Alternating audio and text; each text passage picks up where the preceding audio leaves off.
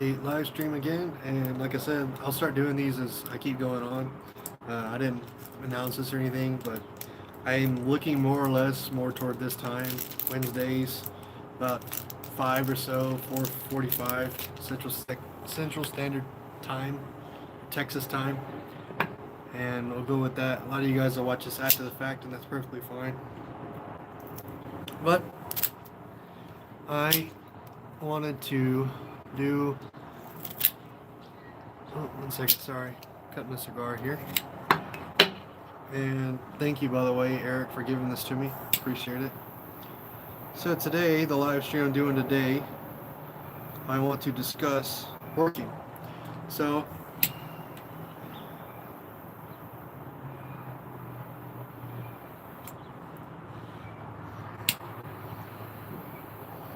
with working, let's get this lit up here.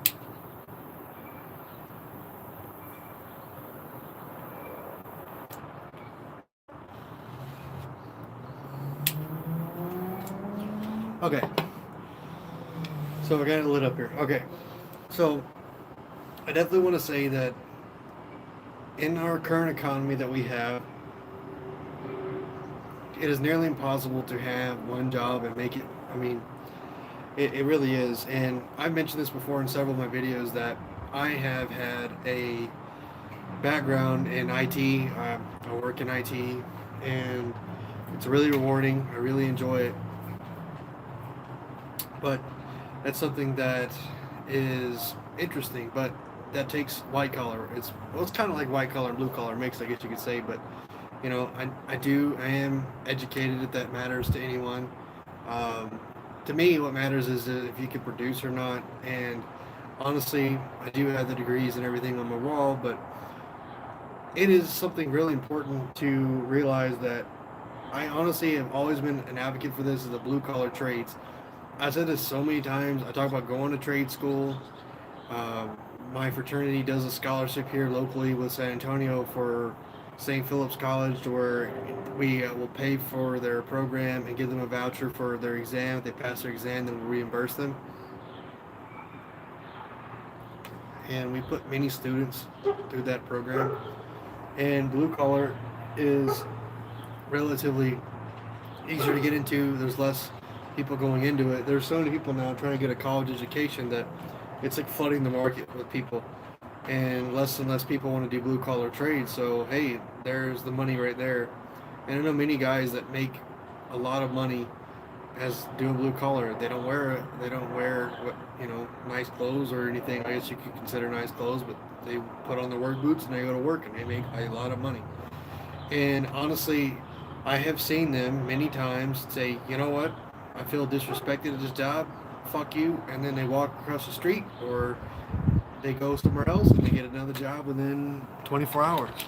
I've seen my uncle just straight up quit on a job and tell them, you know what, hey, see you guys later. And he had a job within a couple days, and they kept calling him back to try to get him to come back, and he didn't want to do it. And that's something that blue collar trades is great with. If you know it's in your head or whatever and you feel disrespected, you all right, see you later. I can work somewhere else. I don't need you guys. And I've seen that attitude many times with a lot of my friends that do work the blue collar trades. But that doesn't really exist in the white collar or corporate structure, because now you're getting all this stuff with regulations, and you can't do this, and you got to climb the corporate ladder, and you got to blah blah blah blah, so on and so forth. You got to play games and things of that nature, and it's a totally different environment than blue collar. Like you start off as an apprentice, you go to a journeyman, then you go to a master, and usually by the time you get that college education, you're looking at journeyman on your way almost to a master. So you could actually be making money, if not more, than someone in college. I didn't even realize this, and many people that know this that go to school, is I didn't realize that I'm going to be not making money for a long time. And I did that for a long time. I mean, I was a student forever, and I just did what I could to make it by. And it didn't even seem like my life was going to do anything. But then all of a sudden, poof, out of nowhere, here it comes. And I was so excited to embrace it, it just like all fell together at once. But And I mentioned this in a previous video. I had the opportunity to be like working with a welder when I was 18 years old, and I just turned it down. Not a welder, sorry, a plumber. And I just turned it down. And that was one of the dumbest things I've ever done, because I could have used that throughout my entire college and put myself through college to do what I'm doing now. And hell, I probably could have got into construction, which is right now is booming right now. So it would be it would have probably been beneficial for me to do that, but I was too stupid and too young to realize the opportunity that was given to me, and I should have taken it. But with that being said, I will say this: I've never mentioned this on this channel, but I work IT during the day and professional like environment, so on and so forth. And then my second job that I have that I've been working is I do auto body, and I'm basically apprenticing doing that, auto body mechanic and then mechanic. I took auto hobby shop when I was in high school, and I rebuilt several classic cars. I have a working knowledge of mechanical stuff. I like to say I'm a tinkerer, not really mechanic, diagnose stuff and things like that. I'm working on it. I'm basically an apprentice. But if I'd have done this like when I was younger, there's no telling the amount of experience that I could have had, you know. And they make relatively good money, you know, especially if you're in diesel or big trucks. They make really good money doing that. And you could also go into aircraft, you know, if you decide to do aircraft. My grandfather worked on the C-5 planes that we have in our military, and he used to always have a famous saying, and that was, everything I own is custom. And that's serious. If my grandfather could not fix it, it probably couldn't be fixed. And that's a serious statement. And honestly, I think that we are getting away from that now, where people are just buying things, and a lot of the stuff that we have is just, oh, I'm just going to throw it away or whatever. They don't want to try to, you know, keep things going. And from what I remember from the older generations, they even had a guy a lot of times in a lot of these little towns that would just fix things like toasters and TVs and keep them going. Even if it was broke, they would do that. So that's something that I really think is a good idea, if for you not only to have a plan A, but, you know, plan B, work. And honestly, I feel like you should be working 50, 60 hours a week if you can. That way you can make some extra money, unless you're going to school full time or even part time. Then it's really hard to do that. You can, but it's difficult to fit all of it in and then also get good grades at the same time. You should have the benefit, like I did, of working at nighttime and doing your homework while you're working, allegedly.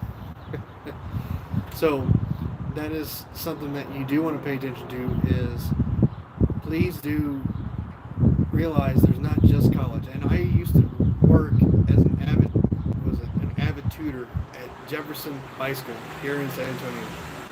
And I just hated it. The kids, man, they would just brainwash them into thinking college is the only way, and I just thought that was such BS. And then they have their own little system that they do, and it's like a cult, and it's wild. It's like a cult. And I used to always tell the kids, like, this is not your only path. And a lot of the kids that would take honors in AP, they'd flunk out, man. They would flunk out the first year of college. I see a lot of them be drunk, and then they just all of a sudden disappear. They take out these student loans and everything like that, and guess what? You got to pay those back eventually. So please do keep that in mind. Hello there. Nice to see you. I thought that was you earlier that joined. But yeah.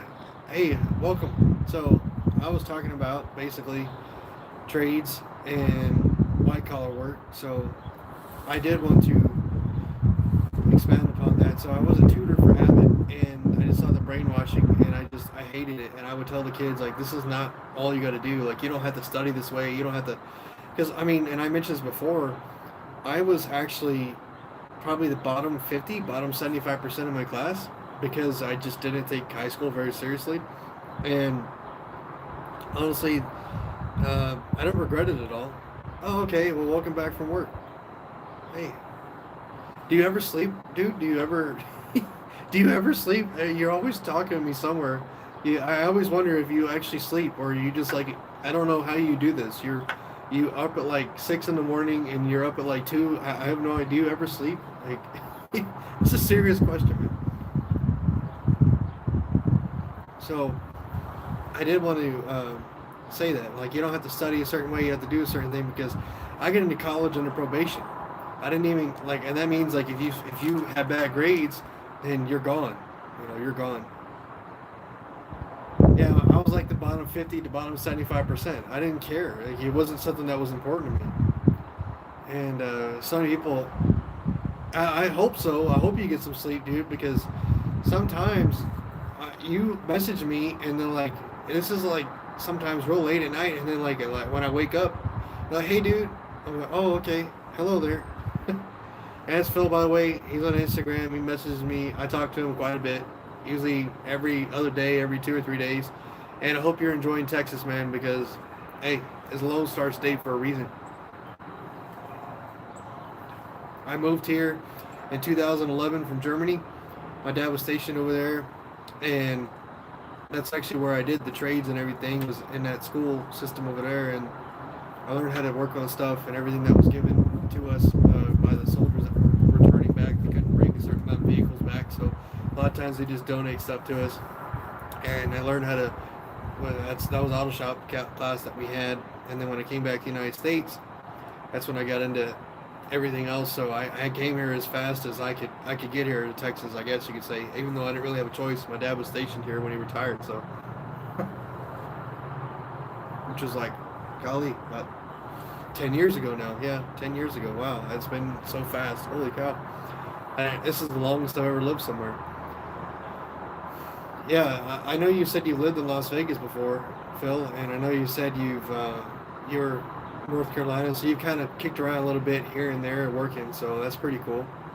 But yeah, I think you seriously should sleep sometimes. It probably do you some good.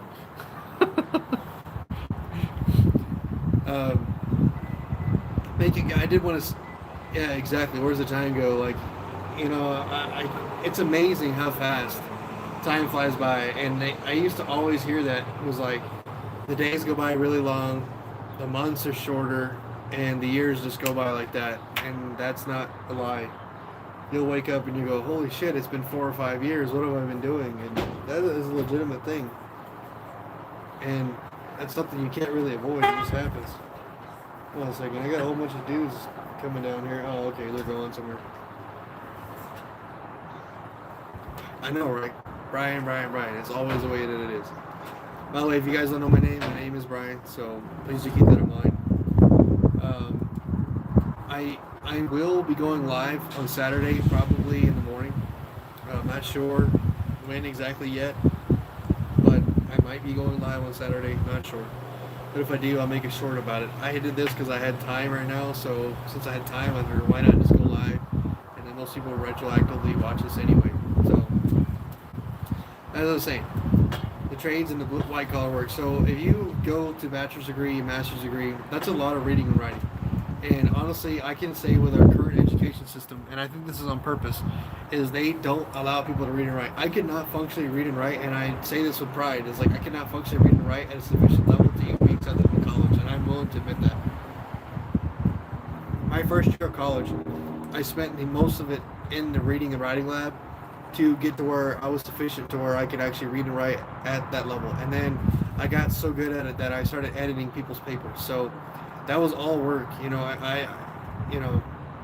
hey, that'll work, man. Absolutely. I'm happy to see you as well. Like I said, I talk to you a lot, so it's nice to see you. Hello there. And from another Texan.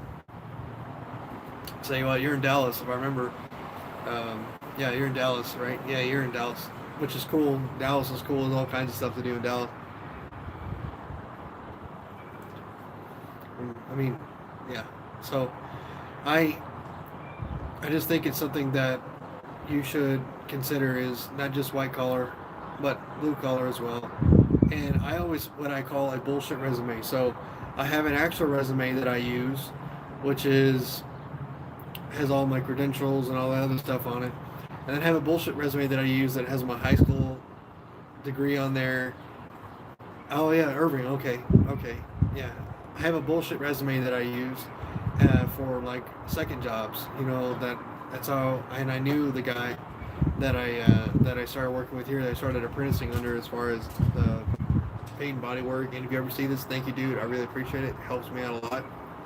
And yeah, I would strongly suggest to keep 2 resumes, because they don't tell you this when you go and get an education. Is when you get that bachelor's degree, you get that master's degree, it's really hard for you to find a second job that will hire you, because a lot of the times you have more education than the manager, and if you have a master's degree, sometimes you have more education than the person who owns the company. And it's really hard to get a second job with that on your resume. They'll look at that and say, why is this person? I mean, I tried it for a long time and I would never get a call back. And as soon as I started putting like high school and like bullshit jobs that I've done like part time, it was easier for me to get a job than it was for me to like, you're like way overqualified. They won't even like consider you. And that's something you really do have to keep in mind. Is I've dealt with that a lot in my life, where I try to get a job and it's like shit, and then like I said, I keep a bullshit resume and I keep a regular resume that way, and I don't keep them mutually separate. So that's something I definitely would consider. What about you, Phil? What do you think of blue collar, white collar? Which one do you think, now being that you're the age that you are, what would you consider if you had to do it all over again? What would you do? I also had the chance to do AES certification. Yeah, exactly. You know, you have a bullshit resume, you do bullshit jobs. And I have a bullshit resume and I have a professional resume that I use. So I do understand. You know, sometimes you just gotta make a little extra money to get by. And many of you understand this. I'm married, so you know, if I gotta do what I gotta do to keep my wife, you know, where we are. And I'm not ashamed of it. You know, like whatever. I don't care. I've always not. I mean, I've always think it's a good thing that someone works. And people, they they look down on people sometimes when they get to where I'm at, and that's something that really just fucking pisses me off. Is people that have all this education and think they're so high and mighty, and they're not. They're bullshitting. I mean, they just. I wish I had gone. Oh yeah, okay. Well, hey, you still can. You know, you never know. Broadcasting's pretty cool. I don't know much about it, but hey, it'd be kind of cool to do. I have a friend right now, her daughter's doing that, and hopefully she makes something out of it. So I will say that, yeah, like I said, people that have a high level degree of education, they like shit on people that don't have that education. And I don't understand that. Or they have a different view of them or whatever. And when I was doing like computer programming, application development, software engineering, that kind of stuff, when you tell someone that you do that, they get a different opinion of you. And I always hated that. Like, my barber didn't even know what, and I know my barber since I was a freshman in college. He didn't even know what I did for a living. And because I didn't want him thinking anything different of me, you know. And every time I've told someone that, they're like, you know, they treat me a different way. And I just resent that. I hate it. So please do keep that in mind. Like, sometimes it depends on how much education you have. Is like you're going to get around people that have this mindset, and if that bothers you, it's really going to bother, because it bothers the hell out of me. Some people that I'm exposed to on a daily basis, they have this mindset. They're in that White Castle, you know. I can't believe it. Every time I go somewhere to eat, for example, I always give a tip if I can. I've only been to one restaurant in my entire life, which was recently, that I have not ever left a tip, and they earned that. And I was a waiter, so I know what it's like, and they really did earn that, not getting it. That's the only restaurant I've ever been to, and I'm 27 years old.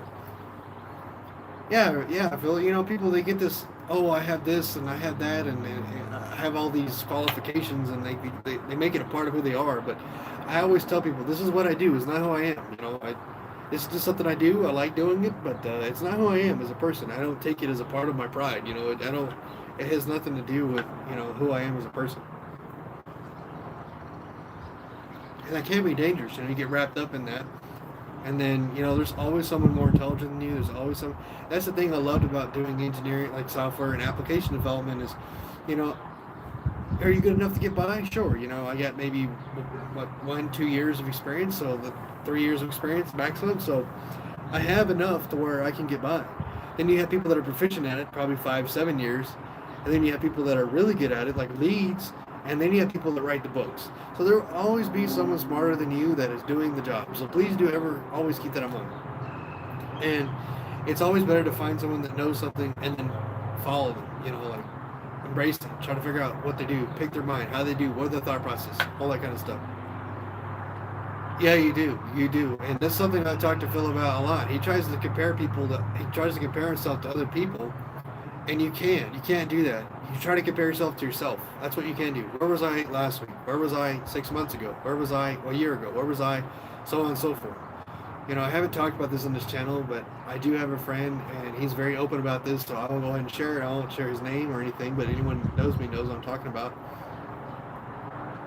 He was a heroin addict, and he would always tell me, when he got clean, he would tell me, he's like, dude, if you told me where, like, he overdosed twice, and he told me, dude, if you told me where I would be at right now, like 6 months ago, a year ago, I would not have believed you. And that really changed my perspective, because he wasn't comparing himself to other people. He was comparing himself to himself and where he was at that time in his life. And I feel like it was so beneficial to him.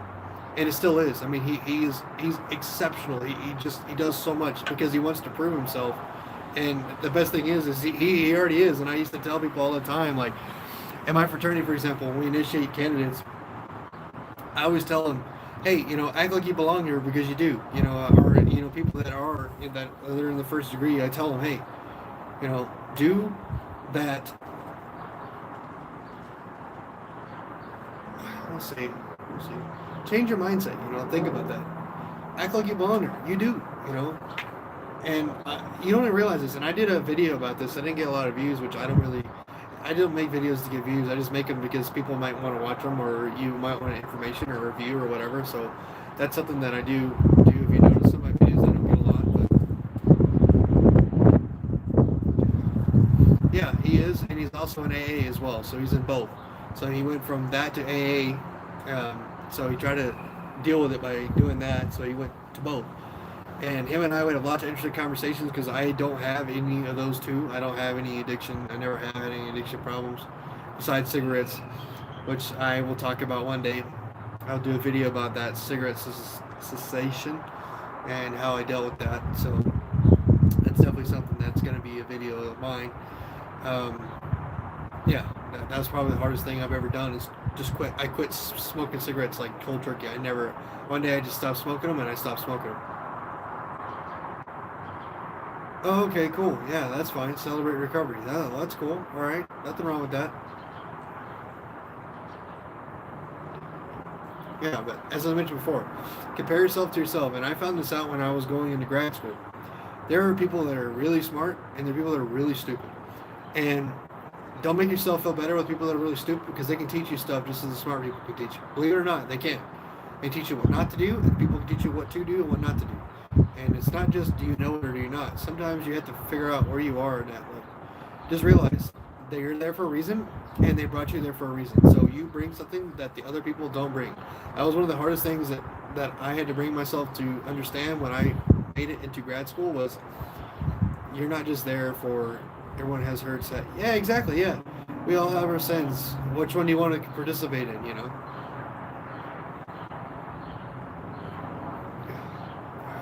I mean, my wife's dad, he's really smart, and he's a really smart guy, like real street smart.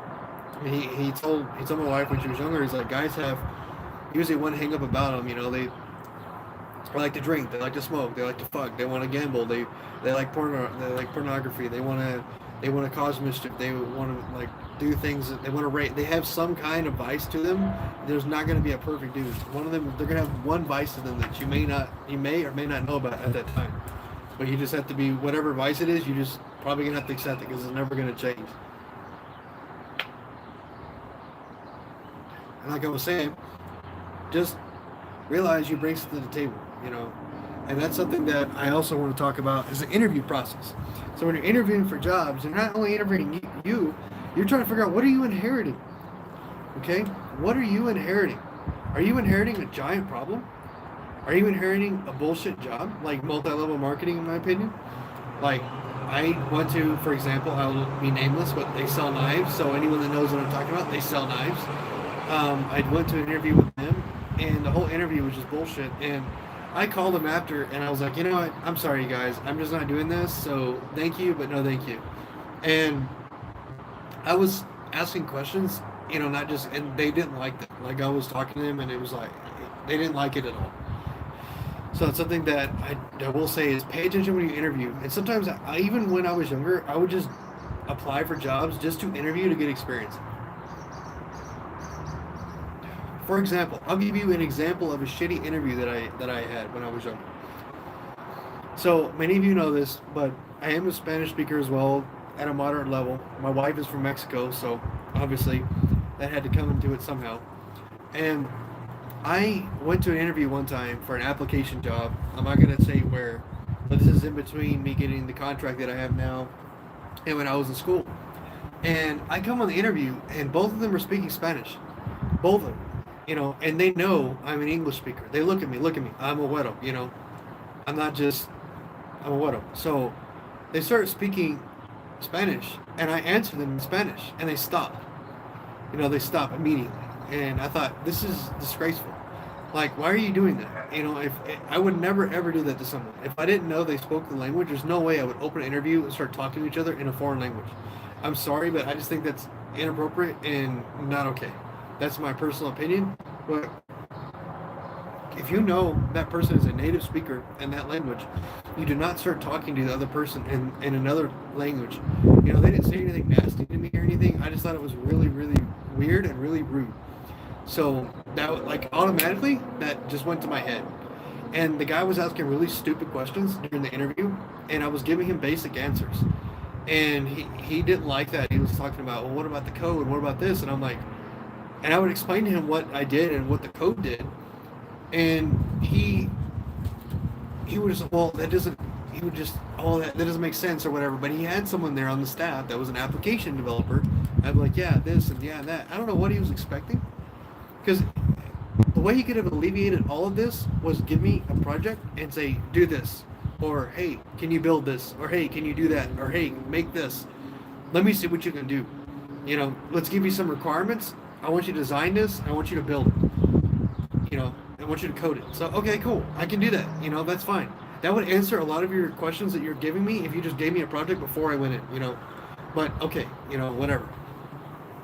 So, but that interview was just horrible, and that's because I was asking questions. It started off really bad with that. That really pissed me off in the beginning, was that part about speaking a foreign language. Like, for example, Phil, do you think that's okay? Do you think that just speaking whatever you want, like whatever language it's not your native tongue, do you think that's okay to do that to someone? Like, starting off an interview, does that automatically make you comfortable? Hey, how you doing? What do you know about our company? This, that, and the other? No, nothing? Like, come on, you guys. And honestly, I will say this. You may not be the best qualified, but if you do research on the company you're going to go to, this is something that is a lot easier for you to find a job. So if you know the history, if you go to LinkedIn and you dig in, you try to figure out what about the boss, what about who's interviewing, this, that, and the other. You try to find these details out, the history of the company, what it is. A lot of the times, if you don't make up the qualifications, but you have these valuable as far as you know the history of the company, like I ask sometimes if I speak Spanish. I know very little. Yeah, but I'm saying though, for example, Phil, you're going into an interview, and before they even say hi to you, you come on the line, and they're speaking Spanish to each other, and you're sitting there in the chair, and they haven't even addressed you yet. They're still speaking to each other. They haven't said hello, how you doing? They haven't said nothing. They're just talking to each other like you don't exist. Dude, are you talking about being like, you already disrespected me, and I haven't even started yet? That's more or less what I'm talking about. Like, I couldn't do that. But anyway, so make sure you do research on the company. And another thing that you can do to close up an interview, when they say, hey, do you have any questions? Start asking about the work they do. Start asking them about, okay, what is this and what is that? And, whatever it is that you're doing, ask them questions about the job description and what you're going to be doing. Yeah, exactly. Yeah, as soon as and then he was just asking really dumb questions. And I was, it took every bit of my soul not to be sarcastic with him. And I started asking about the products they're working on, what they're doing, and so on and so forth. And the lead developer was answering and talking to me, and then the other guy, he just seemed to get pissed off after a while, and he was like, all right, we got to do another interview. And they never called. I knew I wasn't going to get called back after that, because I was like, all right, dude, just whatever, dude. Like, You know, I don't. Even if you gave me a job, I wouldn't work for you anyway because I already have a problem with you and having to start working here. So yeah. So even in the last question you probably should ask in an interview. What I've always done is there anything I've said to you that has made it to where it's difficult? Is there anything I need to clarify? Is there anything I need to clarify to you that would make it easier for you to hire me? That's something that you can also ask. Is there anything I can clarify that make it easier for you to hire me? I lost a job one time. I went through 3 interviews. Thank you, Rusty. Uh, yeah. So thank you, Rusty. That was the company, and I went through 3 interviews, which is not uncommon. They have like 5 interviews, so I got to like third or fourth one or whatever, and I mentioned one thing, and I could see the whole body language on the guy just change, and I didn't get an interview to that because he said, "Hey, do you know how to tape? Do you know how to tape people?" Because at that time I was doing like athletic training stuff. And I'm like, "Yeah, I've had some experience with it, but not a lot." And he like his whole demeanor changed after that. So I was like, "Yeah, I'm not getting this job. I'm fucked." So, um, if I would have asked that question at the end, because I got nervous after that, and I was young then. I was young. I wouldn't have thought to ask what I'm saying right now. Now that I have more experience in doing these things, I would have asked him, "Is there anything I can clarify that make it easier for you to hire me?" And if I would have asked that question and given him permission to ask me, "Hey," and then you start telling him that, "Well, this is the experience I had. This is this, that, and the other," you know. So that's something else that you should do. And then when you apply, so the interview that I had there, that was a bomb on my part by not clarifying what I meant when I told him this. So I did have experience, but it may not be the level you want, but I do have experience in it, but I didn't clarify it. And I did realize that after, like, damn it, like, I didn't tell him that. So that's something you do want to pay attention to. Another thing you want to do is pick out parts of the job description and ask, certain things like, well, what about this and what about that? And ask about the schedule too, because some places you're working first, second, third shift. What shift are you getting? What are you inheriting on that shift? What is it like to work? What are the responsibilities of the job? You start picking out the job description and like thinking about questions you can ask based upon that. Because you really have to find out. You're not just interviewing them; they're interviewing you. So why should you pick me? Why should you allow me to be in your company? Once again, act like you belong there because you do. They invited you, not the other way around. So, if you went to them, they didn't bother you. So obviously they want you, so you belong there. So act like you belong there. That's my opinion. And honestly, to me, that doesn't really matter. That's just in my head what I think. And yeah, this is basically what I'm saying is the blue collar, the white collar. There's 2 different ways to do it. The interview process, please pay attention. A lot of people don't know how to interview. When I was a manager, I interviewed several people, and some of them are just hopeless. And then one of them, I didn't even get the opportunity to sit in the meeting to hire him because I was on my way out the door basically to go find another job. And a guy quit in like a week, and I was like, "Hey man, just like your service is no longer required. Thanks, but no thanks." And I didn't even really try to put any effort into that because I knew the guy sucked. Like they hired a bad person because the company I work for is extreme in nepotism. And if you ever hear this, you know exactly what I'm talking about. Allegedly nepotism. So please do keep that in mind. And I have mentioned this before, and I will say this again. Sometimes education is the way. So I'll close out with this. I have a friend of mine. We worked at the same place together. He was in his late 30s, early 40s. His life, he was trying to do what he could, and he was like, "You know what, man? I'm going to go back to school. I'm going to turn this around." And he did. He went back to school. He got his degree. He started at a bank. He works at another bank now, and he makes a lot of money in a good way, and it's something that he's passionate about. So it's really good for him because he had that experience. He went back to school. He tried to turn his life around. That's all it takes. Don't think in your head like, "Damn it, I'm a certain age. I can't do this. I can't just turn it around. I can't go back to school. I can't learn something new." You can. I've seen it done several times. That's one of my recent friends, or not recent friend. I've known him for a long time, but he did that, and he just switched it around, and he went to another bank when he moved out of state, and they're like, "Hey, we're going to pay you this much for the same job." "All right, cool, man. See you guys later, and I'll go work at this bank now." So that's what he did. they started competing for him because of his requirements and what he had in his description. And that's something else you want to do is on LinkedIn, try to tailor what you do, your skills and everything on LinkedIn, and then try to become where they can find you on LinkedIn. Hey, this is my skill level. This is what I can do. This is what I can't do. Fill it out on LinkedIn. You know, please do keep that up to date. And the resume. Keep the bullshit resume up to date and keep the regular resume up to date. Both of them. And please do find that it doesn't matter if you don't get the job or not. Take it as experience. You know, sometimes you really do need a job. I understand that. But just do the interview.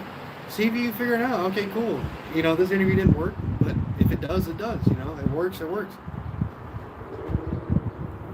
And you can also look at the description of the job. I'm starting to think on top of my head. So you look at the description of the job and think, hey man, I'm going to do this, this, and this. This is my requirements. This is what I have. So if they ask for like a minimum price of whatever you're supposed to be doing, you could ask for more money. You do realize that, right? You can negotiate a better wage if you want to. You know, if that's something you want to do. If you're starting out, it's really hard for you to say, hey, I want more money. And they're going to say, well, why? And that goes into something else. If you do work for a company,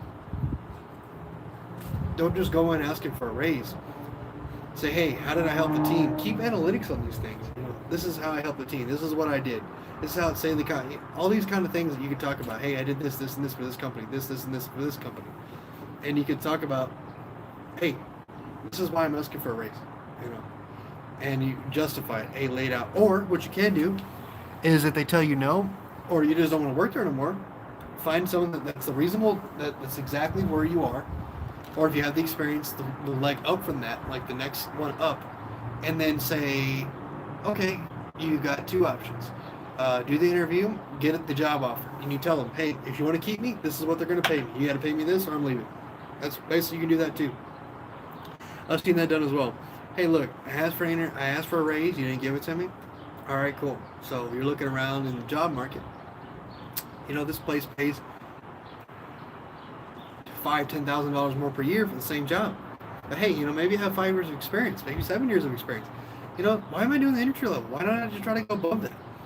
You start looking at above that, and you're like, wait, I'm getting paid $10, $15, maybe $20,000 more. Okay, then looks like I'm going to apply for that. And then you apply for it, and lo and behold, you get the job. You tell them, hey, I'll see you later. And then, you know, and more likely than not, if you do ask for a raise, sometimes they take that against you. They use that against you, and they try to fire you after that. So please do keep that in mind. That's something I have experienced personally. They try to it's like a weird thing. They try to fire you, or they get passive aggressive with you, or whatever. That's the thing. If the job is just bullshit and you don't want to deal with it anymore, start looking for another job. Don't even deal with it anymore. That's always an option. You don't have to deal with it. You can always just say, you know what, see you later, that's enough. And that's something that you can do, something that you should do. Is it's affecting your personal life, your mental health, and you can't just go home and relax. It's time to say, hey, I think it's time for me to get out of here. And that's what I would do.